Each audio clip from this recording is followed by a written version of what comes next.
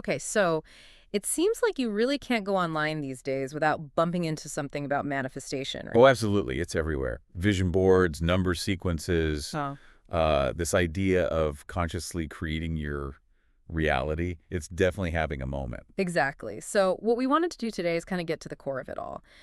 What are the common threads in these different approaches? Right. And just to be clear, our goal here isn't really to say if this stuff works or doesn't work, or to endorse anything. No. It's more about understanding the um, the fundamental techniques and ideas that you find in these manifestation teachings. We looked at, a bunch of sources, books on the law of attraction, newer stuff, online teachings. Just to give you a clear picture of what people are actually doing and teaching. Precisely. So if you're curious, maybe a little skeptical, or just, want to figure out what everyone's talking about, this is for you. Okay, so let's get into it. What are some of the main techniques that keep popping up? The foundational stuff. Well, one of the biggest ones, almost universally mentioned, is visualization. And it's more than just casual daydreaming. It's about creating really vivid, detailed mental pictures of what you want. As if it's real right now. Exactly. Yeah. That's the key. It's not just seeing it, but experiencing it in your mind. The sources really emphasize bringing in all your senses. So not just a quick mental flash, you need the detail. Yeah, exactly. So say you want a new home. You wouldn't just picture the outside. You'd imagine walking through the rooms, Okay. feeling the texture of the furniture, maybe smelling coffee brewing or cut grass from the garden, hearing the sound. Really immersing yourself. Yes. And crucially, tapping into the feeling of being there, of owning it. The joy, the peace, the security, whatever that feeling is for you. It's like a mental rehearsal of the finished product. Hmm. Okay, I get that. Making it feel real in your mind.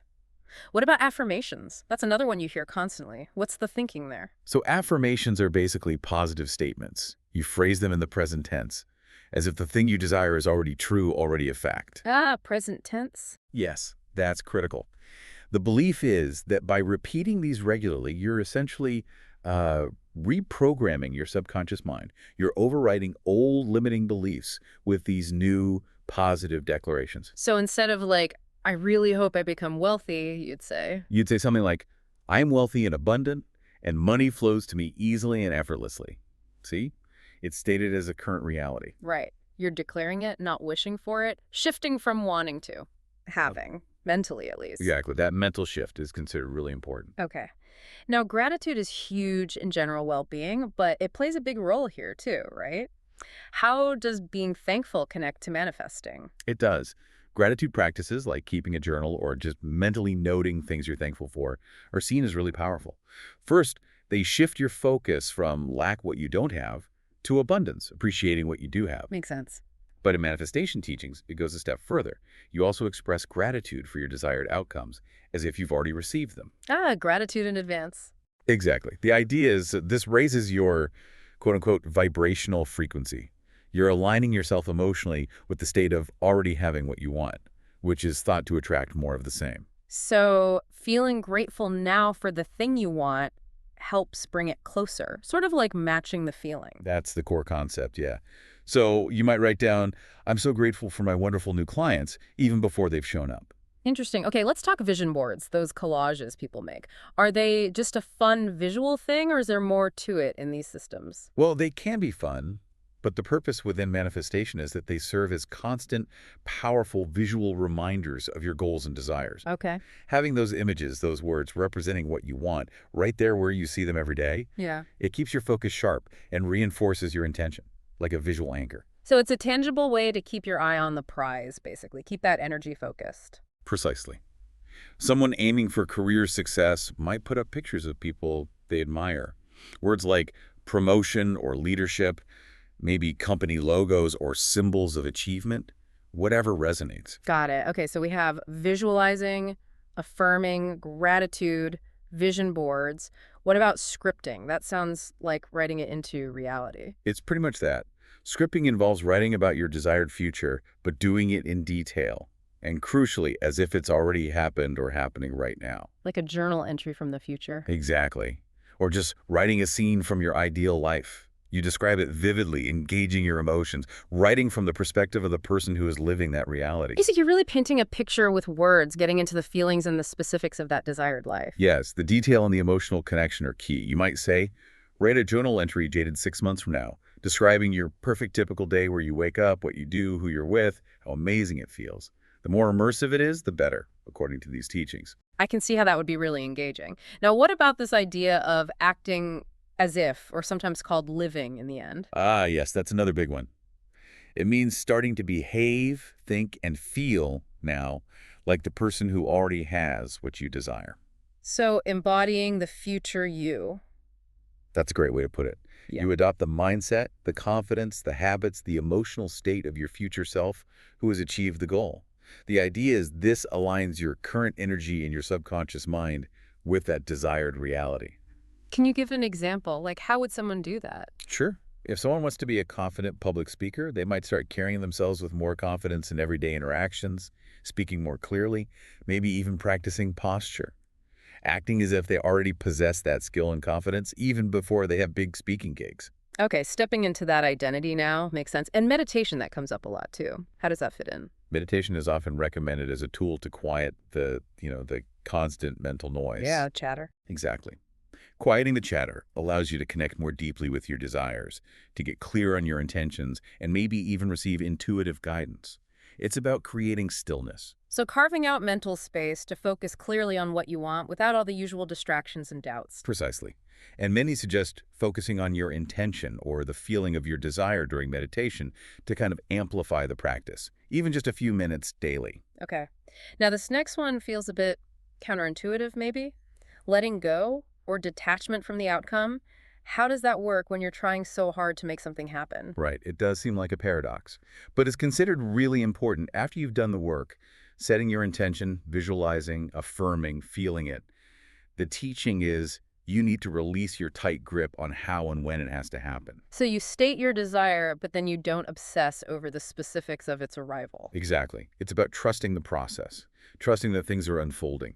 Constant worrying, doubting, or trying to force it is seen as creating resistance, which actually blocks the flow. Ah, okay. Think of it like planting a seed. You prepare the soil, plant the seed, water it, but you don't dig it up every 5 minutes to check if it's sprouting. Right, you trust it'll grow. You trust the process.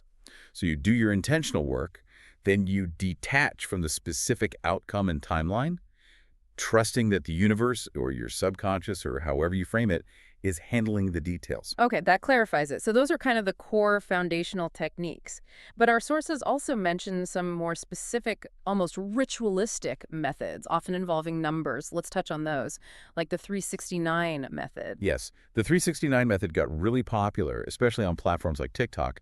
It's quite structured. You write down a specific affirmation 3 times in the morning, 6 times in the afternoon, and then 9 times before bed. 3, 6, 9. Any reason for those numbers? Well, proponents often link it to Nikola Tesla's fascination with those numbers, suggesting they have some kind of special energetic significance or help sync you with divine timing or the universe's patterns.